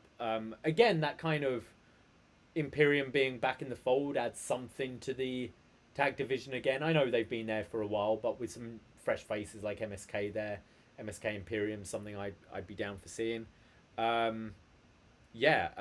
Alexander Wolf and Dane, do you think we get a little match down the line? Yeah, a tag match. Yep. Yeah. I like the camera work here that you saw them walking, and as a wrestling fan, you were like on the like, oh wait, is it? Because you knew he wasn't, but you're like, you want to know if Walter is showing up. So that's definitely I see that him coming over soon. I see a more integrated of some of the stars, like a shake-up kind of thing. So it's time for this match, this street fight. I'm going to say parking lot brawl because that's what it starts off as. Karrion Kross starts off with Scarlett in the arena with his entrance, but it's a fake out as he attacks the SUV, attacks Legado del Fantasma, beating these guys up. Santos reveals himself and he starts brawling with Karrion Kross in the parking lot. It's the NXT parking lot, therefore it's a dangerous place. All three guys are beating up on Kross and they're like slamming him into the car and stuff. He takes out both of them, chases Santos to this truck, and Santos tries to go into the back of it, lifting up the door, and then eventually slams it down on Kross's like back here, which looked great. Like, oh man, that would really hurt.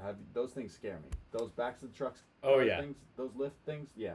Ouch. When you're like slamming it and then like gravity takes over and they come down really quick and you're like, Didn't know my own strength. Yeah.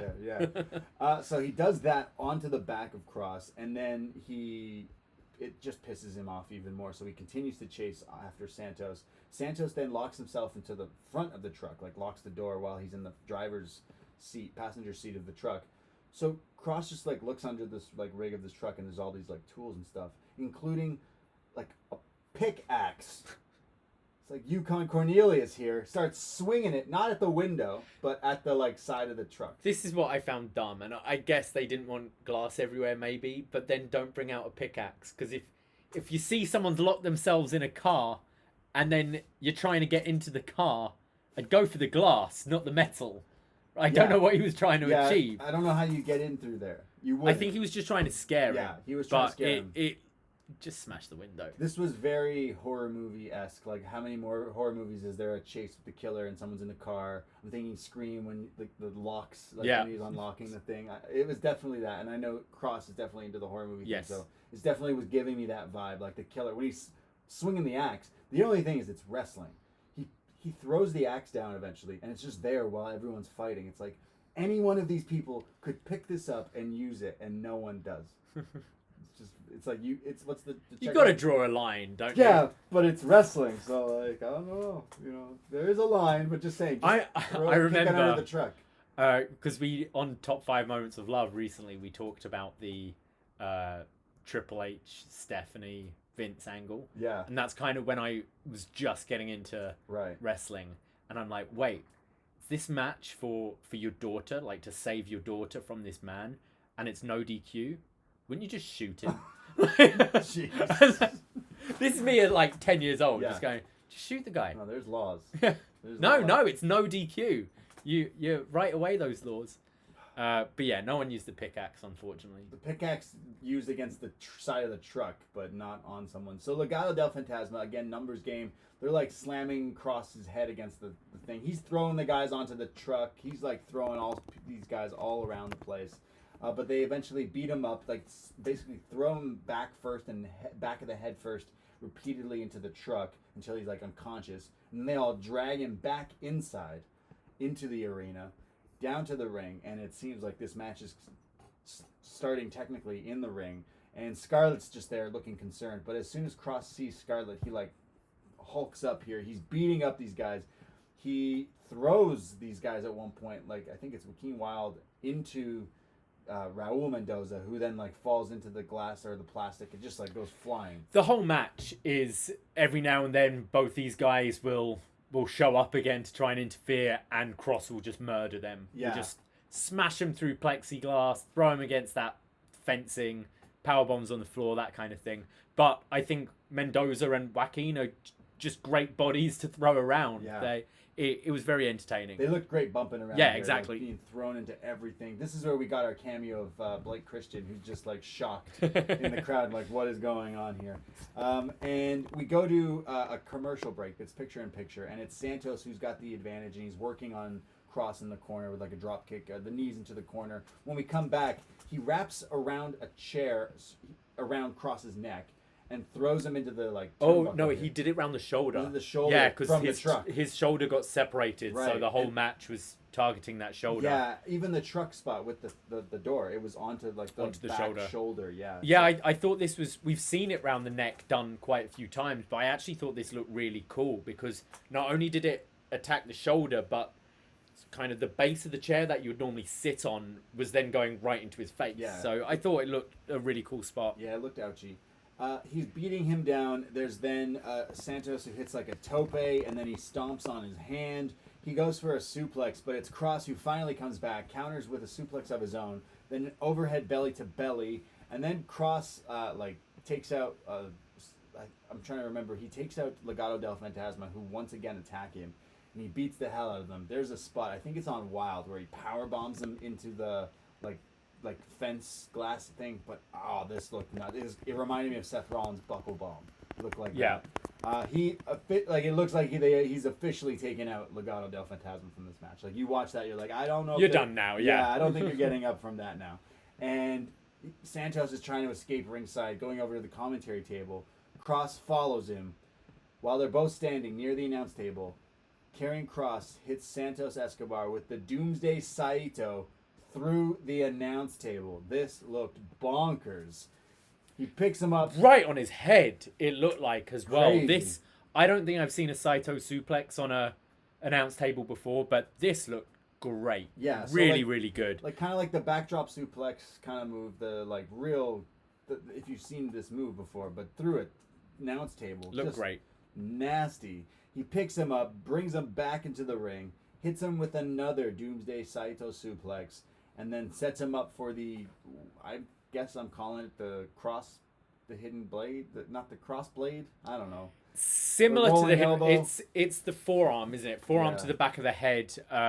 Not quite like Ospreay does it, where he swings it. Yeah. Just like thrusting it into the back of the head. It's not quite the hidden blade. It's not quite the Judas effect. No, it's just the cross. It needs something. I love the idea of it, especially for his character. I think it works like some kind of like just deadly finishing move. Yeah. I think it really works for him. He needs to get like when Ospreay does his hidden blade, he has the nap perfectly. You know, the slap for the noise. It sounds great. Yeah. I think this could do with a bit of a nap or just a bit more like fucking oomph added to it. Yeah. I like the idea of the move, but it hasn't been executed well so far. No, that Doomsday through the table got me so perked that was up. great. It looked great, and then the finish was this really lame elbow. Yeah. It was like, oh, okay. This was the highlight of the show for me, this match between these two, just fighting all over the place. We always joke about the parking lot, and it's great to see them fight through it and fight on trucks and stuff like it. We always talk about the parking lot, so finally give us a little fight there. And there was an axe pick used and being swung around. So. And it was nice to see fighting outside without, a soundtrack added and camera angles, just a brawl. I thought, considering the Full Sail parking lot, or let's just say Florida parking lots now with NXT have some history. I'm surprised we haven't... Florida parking lots have history. Have history with NXT, yeah. I'm surprised we haven't actually had many matches at all outside. I can't think of a great deal we've had. Well, they had brawling a outside. Place. No, I mean in NXT. I'm surprised they don't use it more. I thought this was Karrion Kross's best match in WWE so far. You could say that.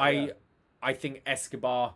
I really wanted to see Escobar win here. Oh, yeah. I thought he looked great. He probably gave... even without Legado del Fantasma, I feel Escobar still gave him a more competitive match than Ciampa did. Mm-hmm. As I said, Legado del Fantasma just bumping around. Raul and Joaquin was great. I really enjoyed this. The Saito suplexes look good. I thought this is the best Kross has looked for sure. I really hope after this we keep elevating Santos as well, because I think he's the man. I think he should have won this match. I think so. Even if it was by crook, he should have won this match. If his boys helped chain him down or something to make the story go on that a cruiserweight beat this guy. Like, I think it would just be more interesting because now it's done. I do still feel we're getting Kross moving up to Finn. Oh, I think Cross just going to main roster is something Yeah, that, I'd be fine with that. I'd be fine with that. Yeah, this is the best Cross has looked here in WWE. I know he had some good stuff on the indies and stuff as Killer Cross, but it was that Doomsday that was lit, but that elbow is just so lame that it's like, all right, it needs some work here. Yeah. It was really lame, but honestly, my highlight of the show was this match. We go to a promo in his car, like a true wrestler in 2021. LA Knight. Yeah. He says, whose game is it? It's my game. When I debut, it's on my time, my terms. I decide. I do things my way. I could debut next week, 2 weeks, a few months. Everyone holds a golden ticket, and it's the first class ticket to getting stomped by me. And that is a fact of life. Yeah. So LA Knight says, you know what? I'll debut when there's room for me, when I want to show up. Yeah. So does he show up next week? Probably March 3rd. That seems to be a big... No, that is next week. Yeah. Next week. Yeah. We're actually going to be talking about him on What's Next sometime LA this Knight, year. Yeah. Eli Drake. He's got a different name than... Eli Drake's got a different name in NXT. In I NXT. forgot he was there. Fi Frank will probably know.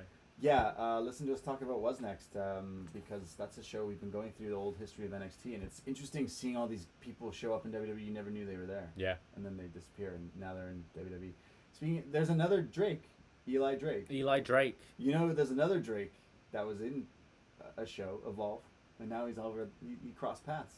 He joined the other JD Drake. JD Drake. Yeah. Yeah, so many Drakes. We just need a Drake faction. Led by Drake. Led by Drake. Well, that's the theme music, yeah, for sure. Trophies would be the theme song. Drake Trophies. I think you could put Aubrey in there as well, technically, couldn't you? Yeah. Aubrey Edwards, yeah. Yeah, Aubrey Plaza could be in it too. Yeah. It'd just be great.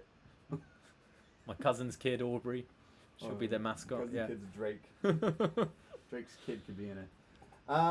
So LA Knight coming soon. We see Adam Cole. He's coming out. He has some explaining to do. Adam Cole walks out for the ending of this show. He has a microphone. He says, everybody wants to know why. Well, I'll tell you why.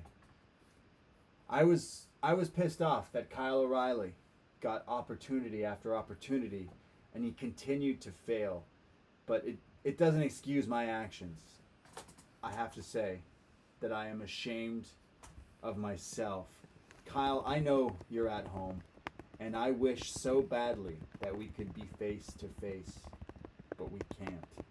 We can't because of me. Kyle, you know me better than anybody. I hate to admit when I'm wrong. And Kyle, I admit, I was dead wrong, and I hate myself for it. He's basically crying here. I am so sorry. I will do everything in my power to fix this. And if I can't, I'm going to try, and I'm going to try. Have you ever accidentally brain busted someone on a steel steps? Imagine I just beat the shit out of you twice and was like... Not once! But sure, a super kick. If you're a wrestler, getting mad and kicking someone or punching someone, alright. But then making that mistake twice by picking that person up and dropping them on their head on steel steps. Shame on... It was an accident. Fool me once, shame on you. Yeah. Can't get fooled again. Roderick Strong interrupts Adam Cole here. He comes out. He says, wow, Adam. Now you feel bad? Now you feel bad? Now? The past 10 days, you haven't let me know. You haven't let me in on anything. You haven't talked to me. You didn't tell me anything. I don't know what the hell is going on. I don't know why you did this. Why you did this to Kyle. Everything has changed now. This whole group, our group was built on trust, love, brotherhood. We would do whatever it takes. We had each other's back, and you shattered that trust. Look at me, Adam. God. Love Kyle. Love Roddy. Sorry, love Ryle. He says, Kyle is going to heal. And you know Kyle, when he heals, I don't know if I can save you, Adam, from what he's going to do to you. So Roddy's like, yeah, Adam, you shouldn't have done that, because I don't know. But they're both interrupted by Finn Balor. He comes out, walks right by Roddy, and pie faces him like, get out of my way. Charges the ring, attacks Cole here. He's beating down on Cole, and Roddy's on the outside, just confused, doesn't know what to do, and he's like,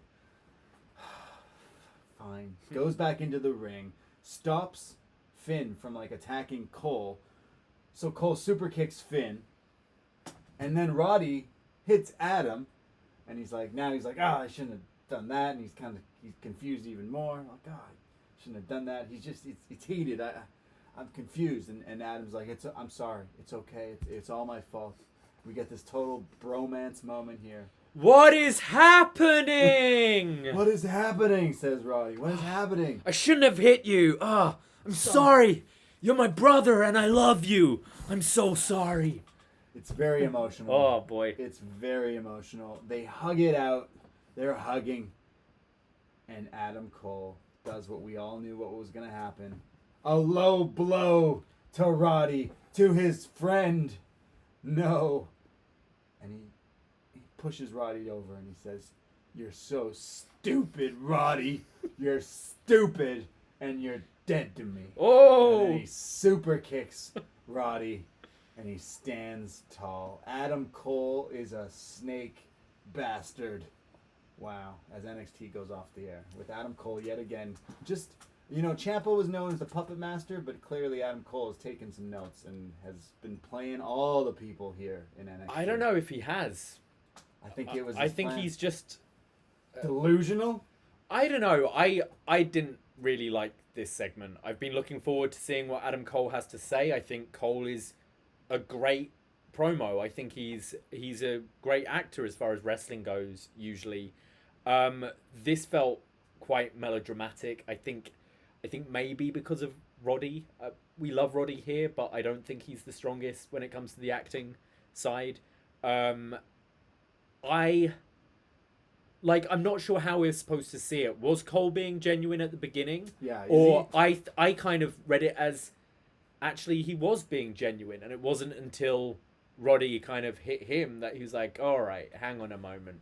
But I felt this was a bit overthought. I find it, the visual of them both coming out in their UE stuff looks a bit weird. Yeah. Like, they still don't have new music. You're turning up to work where you've fallen out with your friends and you're still wearing your like holiday t-shirt you wore when the lads went to Ibiza the week before. It's like, but you've just had a falling out. Like, why are you wearing the gear still? Do you not have any other clothes? What's next hoodie or something? Yeah. It's weird. It's weird. It just felt a bit odd. I didn't think it was performed particularly well. I think they added a bit extra confusion. I mean, obviously they were thrown kind of the wrench of Kyle not being medically cleared yet. So obviously there's that kind of wrinkle. I imagine Kyle would have probably been there in original scripts if there were any, if you know what I mean. No, I don't know. I don't think so. But no, I didn't like this. I thought it was going a different direction. And it seemed like Adam Cole was playing the baby face, knowing that, like, he knows he's the heel, but he's like, it felt like a salmon suit kind of thing, right? It felt like you're setting us to swerve, and then I don't think he was swerving, and I think he genuinely was like, no, fuck you, Roddy. You just hit me. I think I would have preferred... I didn't quite think this delivered as the way I thought it was. I still enjoy... I love Roddy on the mic because he seems that's just how he is. and I appreciate We that. shouldn't be laughing though, should we? We were both watching this and laughing. At Roddy? At the whole thing. Right. At how melodramatic this was. It was overdramatic. And this is the top stable in the company, I'd say. Yeah. For the last few years. They've been running NXT. We shouldn't be laughing during the breakup angle. Well, that shows me it didn't work. I thought for sure it was going to be Cole coming out here and being like, sorry, Kyle. Like, basically running down Kyle being like, yeah, I injured you, and if you come back, like, I'll do it again. And we're done. I'm done with you. And I don't even care because I'm not even here to talk about you. I'm here to talk about Finn because I just want the title. That it does the two birds with one stone. It clearly tells you that this guy is an asshole and beat up his friend. But he also, the backhanded compliment of Roddy, like, Kyle, you failed twice. So he's still a heel. Yeah. I think he was just playing Roddy and playing with the everyone doesn't know who's on everyone's side kind of thing that's been going on. They just continued for, like, the needle has not moved realistically. We're in the same position last week when it was Roddy and Finn accidentally hitting each other. it's the same thing with different pieces. Whereas Kyle was the one who got super kicked, so you'd figure there needs to be some sort of tie-in. I don't know. I saw Finn was on Corey Graves' thing, and he mentioned that he would like to have a takeover the night before WrestleMania, defend the title, and then the champion goes on to defend at WrestleMania, the next night. So I wonder if they would do that, because that's what he said.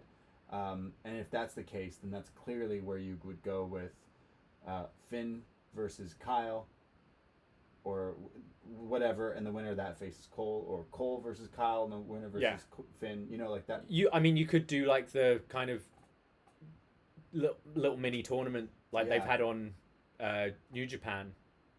I mean, not my cup of tea, but maybe Cross as the fourth man. If you're going to do that sort of thing, and then you get your Cole and Kyle at Mania, or Finn and Cole, or whatever. This just didn't work to me. It felt like they're padding it out to me. They're going, oh well, now we can actually have. We still need to have Cole's actual reasons why they're doing it, and we can do that one week. And it just, I just didn't think it was performed well, to be honest. And I think that at the end of the day is what it was. I thought it was badly acted and kind of took me out of it. Do you possibly see this as a way of just quietly writing off Bobby Fish? He's not been brought up at all. Yeah, no reference to him. Because you'd have thought you'd at least go like Roddy going, I've been on the phone with Bobby, and Bobby can't believe it. You know, like something. Because they always did that with Kyle when Kyle was off. Kyle would always be name dropped in UE segments. And I wonder if this is just their convenient way of quietly not talking about Bobby and not featuring Bobby. No one wants to hang out with Bobby. Maybe. Yeah. Or Bobby shows up next week and eats it too. Yeah, sure. And that's how you write off Bobby. Yeah. Bobby, we need you to come in for a shift here. Or you think Bobby's like siding. You'd figure Bobby's pissed because he's Kyle's boy. That's how I imagine it. Yeah. Bobby's been with Kyle way longer, like with that history there. So you'd figure there's some tension there. So Bobby could come out and be like, Cole, like, what the hell's going on? And he just gets destroyed and it's over. But he could be with Cole as well, because obviously after tonight's angle, you assume it's Roddy and Kyle are going to be trust each other, sort of, I guess. So yeah, true. I'm still... Look, I'm not writing this off at all. I think the matches we're going to get coming out of this... We're going to get Roddy Cole soon. Yeah, we're going to get so many great matches coming out of this, and I'm really excited, and I'm sure they're going to pull it up. But I did think this was a bit of a blip in this story. I didn't think this was the best. Yeah, I thought there could have been a different way to...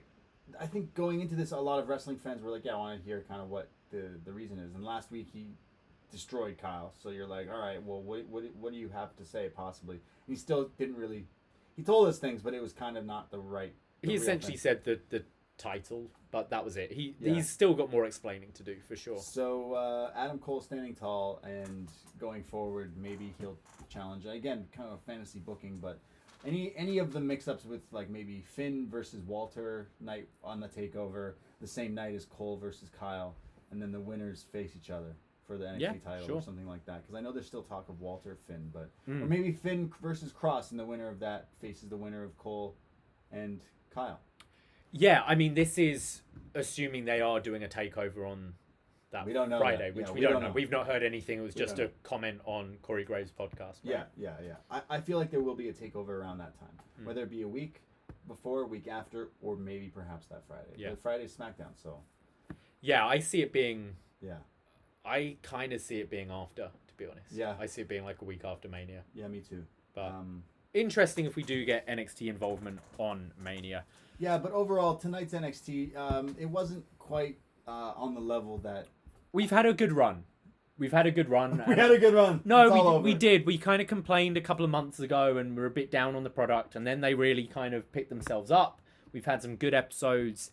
This was definitely on the weaker side for me. I didn't particularly enjoy this week. It felt a little off. It just felt like an off episode. Even Cameron Grimes didn't really deliver for me. That's when I knew we were in trouble. When he was just not, I don't know, it was daytime and then it was nighttime. I don't know. So yeah, that was NXT from February 24th, 2021. The highlight for me was that Santos Cross match. That's what we thought of the show tonight, but sometimes we ask what you thought, including comments or questions. Forum.postwrestling.com. We will read your feedback every Wednesday night, and would you like to start there? Good sure. We go to Mystery, who says, Hiya. Xayah Lee murdered Casey tonight, and as a friendly PSA, if you don't wear a mask out in public and don't properly social distance, an ancient Chinese empress will come to your house and have you purged. Yes, wear your masks, people. Wash your hands. Zoe Io had a sloppy start, but picked up at the end.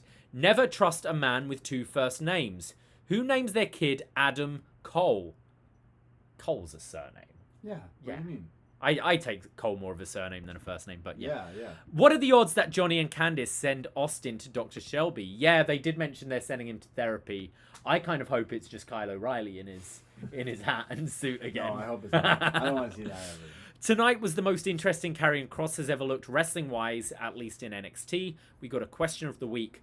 With the title match 2 weeks away, who do you guys have winning between Tony and Io? I'm hoping to God that it's Io because Tony still has yet to impress me and she's just not interesting to watch whenever she wrestles. She's slow and her offense is incredibly sloppy, and that's being generous. Not to mention her promos are just so cookie cutter and bland. There are at least 3 other women I would rather see as champion before Tony. Those women are in order from least likely to happen to most likely: Xayah Lee, Taya Valkyrie, and Raquel Gonzalez. I don't see a title switch, no. Especially this close to... Yeah.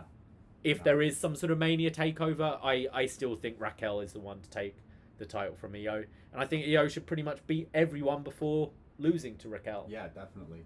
Crooked Letter 9 writes, I had wondered what Roderick Strong, after a period of uncertainty, would ultimately side with Adam Cole, but I was proven wrong. The UE collapse is getting interesting as Cole is off the deep end and beyond redemption.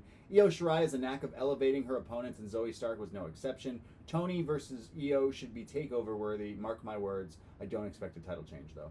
The MSK promo was excellent, and they are so likable. Xayah Lee's mean streak is working wonders for her. Cameron Grimes' homage to Ted DiBiase had me in stitches. Zach Gibson and a microphone go hand in hand. Cross and Escobar was a wild brawl that made Escobar look strong in defeat, and was cool to see Cross fight from underneath. I'm so glad that NXT is airing live in Canada. So long, alternative means. We go to Maddie B, who says, NXT in Canada! Hey. Decent show overall, not the best, but not the worst. Loomis winning was quite surprising. Not sure what to think about this other than it sucks ass. I want to see Johnny out of this stupid shit, even though he is doing the best he can. MSK all night and day. Bivens is the best. Loving Swerve's aggressiveness. Leon is getting roughed around, pun intended.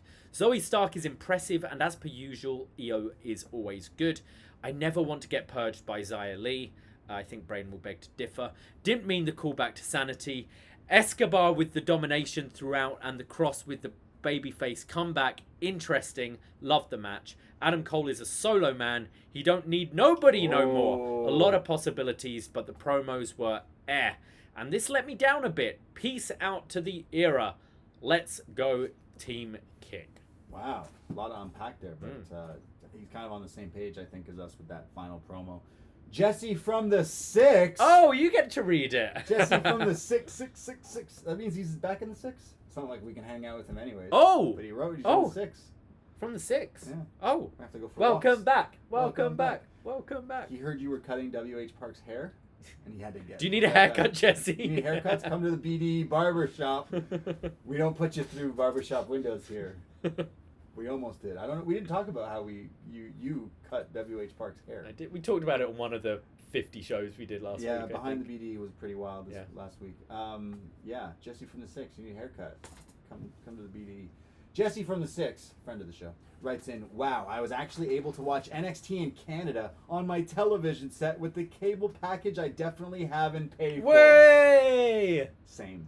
He says, for me, Io Shirai is the most impressive champion in wrestling right now. She has an aura that is second to none. My dream scenario is that they actually put some focus on Asuka on the main roster, and both she and Io remain undefeated until the autumn, when the two can square off in a champion versus champion match at Survivor Series or at another Evolution show. I know it's unlikely, but you can imagine. Can you imagine? Yeah. What exactly was Adam Cole's plan tonight? Did he somehow know both Finn and Roddy would come out, and he would have to feign remorse to get Roddy to help him against Finn? What possible benefit can Cole receive from low-blowing Roddy at the end? Seems more pro wrestling silliness to me. Escobar should have gone over. Take care. Yeah, completely agree with you there. He's not wrong. And finally, we go to Charbel, who says, sorry, the chosen one. It's been a while, Charbel. Yeah, it's been a while. And he just got caught up with the Rumble game. He did. upNXT Rumble game. I don't know how he avoided spoilers, but he just watched it. Yeah, and he saved his incredible feedback after all this time for tonight, where he says, hello there. 10 March 21. And that's it. What? That's the post. What does he mean? Oh, I know what he means. He's a big fan of Io Shirai, and he's a big fan of Toni Storm. That's why. He's excited for the match. He's like me. It's a dream match part 2. Yeah. It's dream match part 2. It's the 2 wrestling people he wants to see fight, and he's excited. Good for you. Yeah. I miss you, Charbel. We miss Charbel. That was NXT. That's what we thought. That's what you thought, apparently, people. So-so episode, but I know they'll bounce back. Once it's we're on the road to WrestleMania. I like the idea of all the feuds going on. It was just, this was a week. Yeah, I'm sorry. Yes, we're on the road to WrestleMania. I got the green light, baby, and you know what I mean. I want to. So thanks for listening, and we'll be back next week with some NXT. But we also talk about Dynamite, and we will be doing that every Thursday. On this free feed and on Twitch. Thursdays we record live on Twitch at 1 p.m. and then the podcast goes up on this free feed after that. So go listen to that, and if you're a patron, you can call in, and we'll take some calls on BD Elite as well Thursday. So come hang out, and especially if you're bored at home and want to hang out. And same with the Twitch chats. I see each week we have people who are like, "Hey, I thought I'd check it out or try the watch-alongs," and it seems to be fun. Seems to be happening. So we like everyone and thank everyone for joining in on the Twitch stuff and everything. But come hang out with us for BD Elite. We'll be talking all about Dynamite. We pushed back our Batman and Robin review until next week. That'll be on the free feed. Next week. Not necessarily next week. Okay. Sometime next month. Let's not promise something we can't deliver. We did last week. Yes. Just schedules have been a bit all over the place this week, but fear not, we will return to Gotham in the next few weeks. Yeah, again though, but check out Deep Impact with Davey and Andrew Thompson talking Impact every Tuesday night. Shot in the Dark every Wednesday, where Cino just wraps up everything in the world of wrestling. And BD Elite up next, all the free stuff. But if you want to hear more and so much more, patreon.com/upnext. $5 a month, North American tier, gets you access to all the podcasts there in the vault, all the stuff, best match ever, PWG, all the movie reviews that we've been doing, all the What's Next. It's only $5 a month, and the March schedule is coming out in this upcoming week, and it's stacked. So looking forward to all those shows. So thank you everyone who listens and supports at upNXT Podcast, Twitter, Instagram, and yeah, I think that's about it. Yep, you can find me at Davey Portman, and I am at the Bray D. Thank you. Take care. Goodbye. Be safe. And what is happening? What is happening? Ahoy!